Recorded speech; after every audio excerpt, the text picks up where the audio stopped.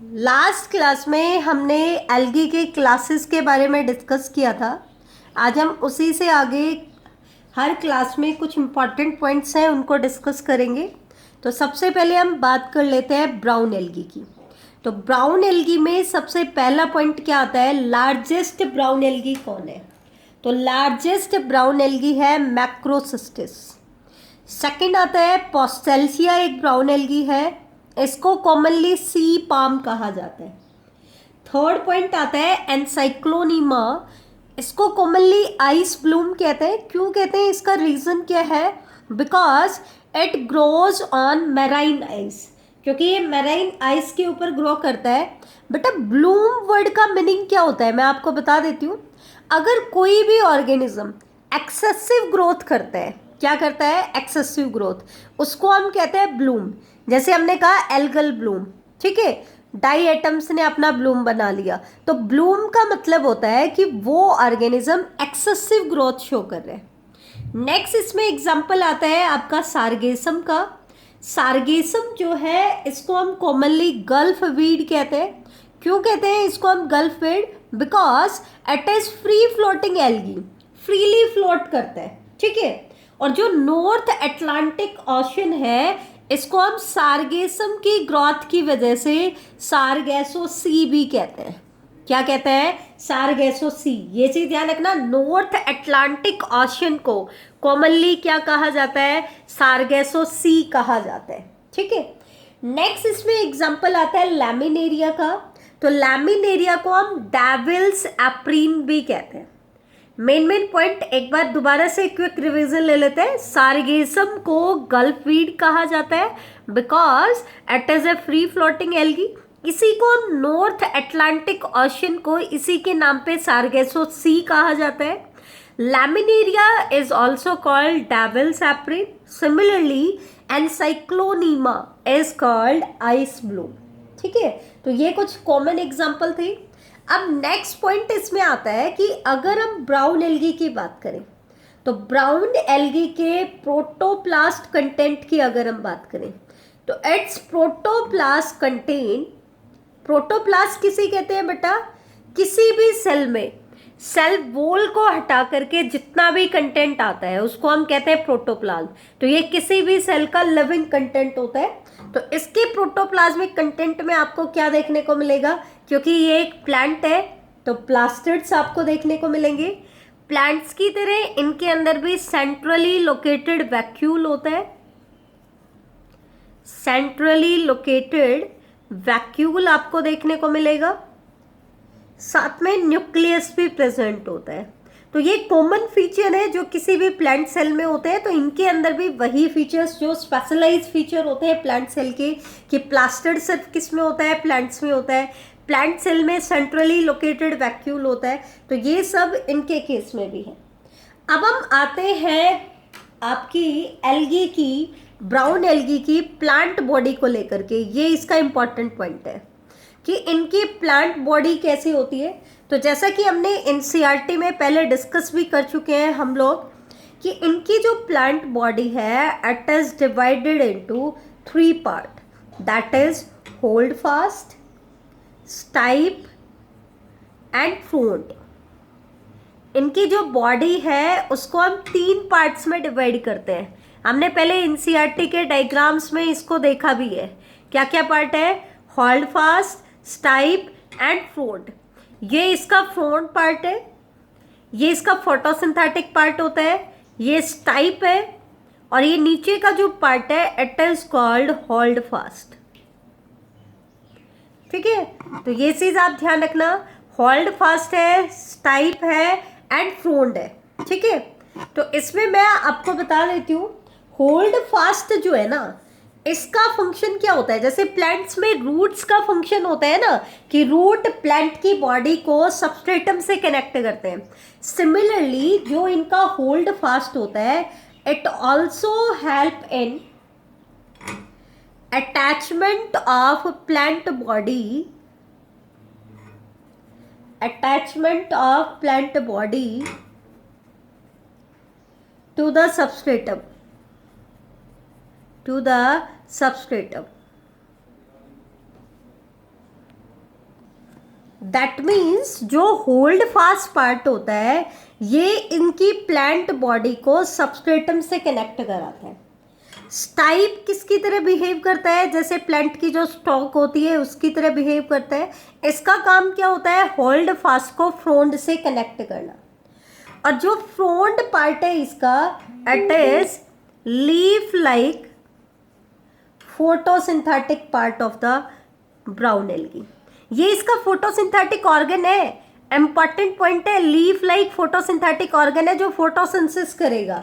जैसे प्लांट्स में, higher plants में लीफ होते हैं। अब इनके अंदर लीफ तो है नहीं क्योंकि इनकी बॉडी तो थैलस लाइक है, अनडिफरेंशिएटेड बॉडी है।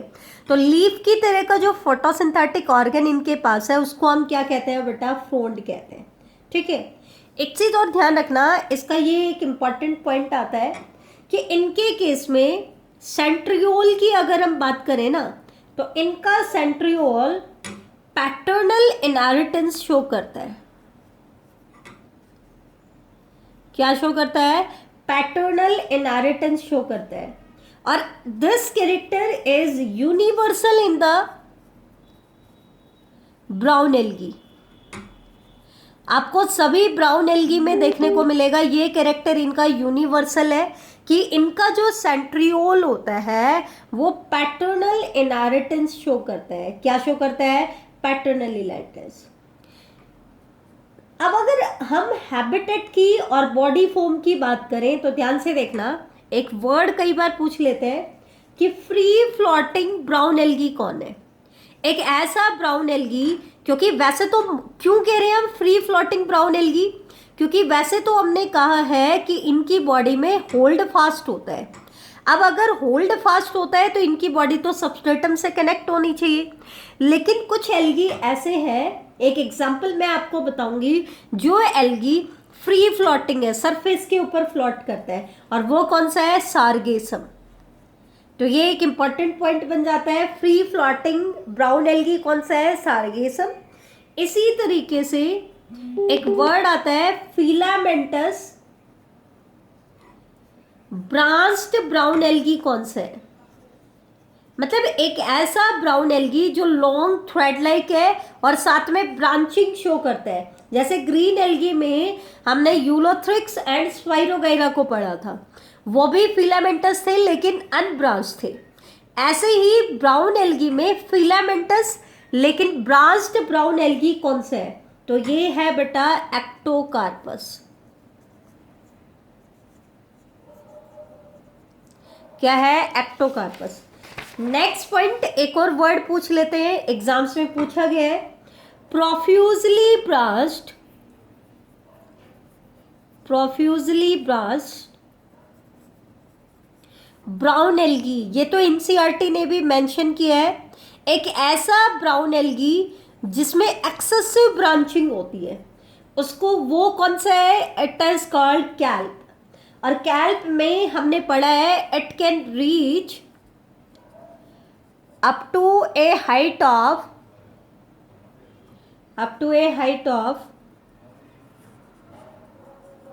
100 मीटर। ये लगभग 100 मीटर की हाइट तक क्या कर सकता है, पहुंच सकता है।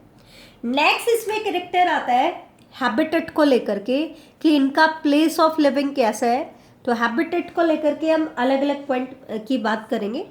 मोस्टली हमने क्या कहा है कि ब्राउन एल्गी जो है वो मराइन हैबिटेट में मिलते हैं, लेकिन एक बार नीट एग्जाम्स में एग्जामिनर ने पूछ लिया कि फ्रेश वाटर ब्राउन एल्गी कौन कौन से हैं। क्वेश्चन कैसे था कि इनमें से कौन सा एल्गी फ्रेश वाटर में नहीं पाया जाता है। बाकी के example fresh water brown algae के दे दिए और एक एग्जाम्पल ऐसा दे दिया जो मैराइन हैबिटेट में मिलता है। तो एक चीज ध्यान रखना, ये क्यों इंपॉर्टेंट है, क्योंकि लेस देन 1% ब्राउन एल्गी ही फ्रेश वाटर में पाए जाते हैं। ज़्यादातर ब्राउन एल्गी आपको मैराइन हैबिटेट में देखने को मिलेंगे। तो इसके कुछ इंपॉर्टेंट एग्जांपल्स मैं आपको बता रही हूँ। जैसे पहले एग्जांपल आता है प्लूरोक्लैडिया, अच्छे से आपको इन एग्जांपल्स को याद करना है। पोर्टेरिनीमा, पोर्टेरिनीमा, बैडेनेला एंड हैरी बॉडियला। एक बार इन एग्जाम्पल्स को आप अच्छे से याद कर लोगे तो आपको इजीली याद हो जाते हैं। प्लूरोक्लैडिया, पोर्टेरिनीमा, बैडेनेला एंड हैरी बॉडियला। ठीक है, ये कुछ एग्जाम्पल्स हैं उन एल्गीज के जो फ्रेश वाटर में पाए जाते हैं।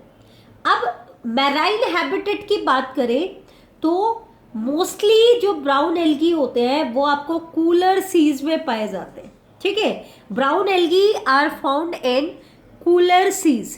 मैराइन हैबिटेट में बात करें तो ज्यादातर हमें कूल वाटर में पाए जाते हैं, कूलर सीज में। लेकिन इसमें भी कुछ एक्सेप्शंस है, और वो एक्सेप्शंस क्या है? Sargassum,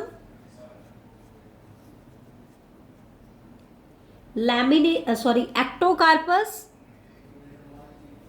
sargassum, Ectocarpus and Dictyota. ये कुछ ऐसे ब्राउन एल्गी हैं जो आपको कूलर सी में नहीं मिलेंगे। मैराइन हैबिटेट के हैं लेकिन कूलर वाटर में नहीं मिलते हैं। कौन कौन से हैं? Sargassum, Ectocarpus and Dictyota. ठीक है, ब्राउन एल्गी की भी कुछ स्पीसीज जो होती है वो एडिबल होती है। अब इसकी एडिबल स्पीसीज कौन कौन सी है जिनको हम फूड के तौर पर भी यूज कर सकते हैं? सार्गेसम एक एडिबल स्पीसीज है इसकी। लैमिनेरिया जो स्पीसीज है वो भी एडिबल स्पीसीज है। एंड मैक्रोसिस्टिस। बेटा एक एक पॉइंट बड़ा इंपॉर्टेंट है। अब हम आते हैं ब्राउन एल्गी के सबसे यूनिक फीचर के ऊपर। बहुत इंपॉर्टेंट पॉइंट है कि what are the unique features of brown algae. Unique क्या है? जो कैरेक्टर आपको बाकी एल्गी में देखने को नहीं मिलेंगे। ध्यान देना, दो फीचर आपको मैं इसके यूनिक फीचर्स में कराने वाली हूँ। पहला फीचर है एयर ब्लैडर। ये आपने एनसीईआरटी में डायग्राम में भी देखा था कि ब्राउन एल्गी में हमने क्या ऑब्जर्व किया था बेटा? एयर ब्लैडर को ऑब्जर्व किया था। याद हो तो तुम्हें, एयर ब्लैडर हमने ऑब्जर्व किए थे कि मिडरिब के आसपास ऐसे आपको एयर ब्लैडर दिखाई दे रहे थे। तो ये एयर ब्लैडर, बेटा एक चीज ध्यान रखना, एयर ब्लैडर आपको एनिमेलिया किंगडम में पाइसेस कैटेगरी में भी देखने को मिलेंगे। बायंसी एबिलिटी देते हैं, फ्री फ्लोटिंग, जैसे फिशेज होती हैं, फिशेज के अंदर भी एयर ब्लैडर होते हैं। लेकिन एल्गी में एयर ब्लैडर पूछे तो आपको किस में देखने को मिलेगा? ब्राउन एल्गी में। ब्राउन एल्गी इसमें यूनिक है, और किसी एल्गी में एयर ब्लैडर प्रेजेंट नहीं है। अब एयर ब्लैडर है तो इसके अंदर होगा क्या?